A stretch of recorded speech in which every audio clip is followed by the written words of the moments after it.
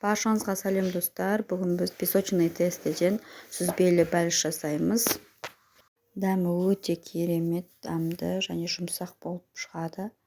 Дәл осы рецептпен жасап көріңіздер. Видеоны соңына дейін қарап, парақшама тіркеліп, лайк басып,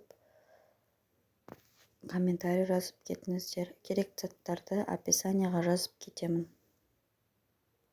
Бізге керекті заттар: ұнымызға осындай морозильде қатып тұрған 200 грамм сары майымызды чөркіден өткізіп аламыз.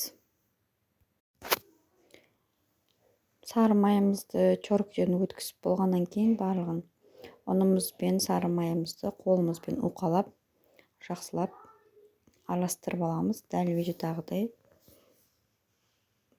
Жақсылап араластырғаннан кейін үстіне қантымыз салып, тағы да жақсылап араластырамыз. Оның үстіне 3 қасық қаймағымызды және 1 жұмыртқамызды қосып, жұмсақ қамыр илейміз. Дәл видеодағыдай қамырымызды жақсылап басын қосып аламыз. Егер басы сізде қосылмай жатса, кішкене сүт қосып жіберсеңіздер болады. Салмасын дайындайтын боламыз. 600 грамм творогымызға қантымызды, қаймағымызды, 2 жұмыртқамызды қосып, жақсылап шанышқымызбен езіп араластырып аламыз. Сізде блендер болса, блендермен осылай езіп алғандарыңыз жақсы болады. Ендігі дайын тұрған қамырымызды екіге бөліп, оны жайып аламыз оқтауымызбен.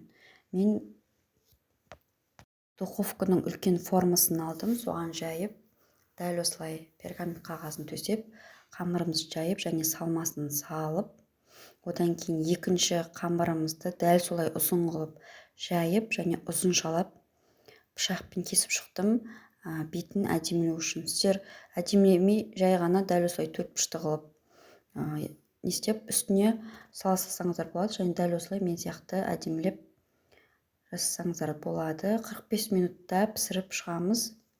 Неге біздің бәлішіміз дайын болды.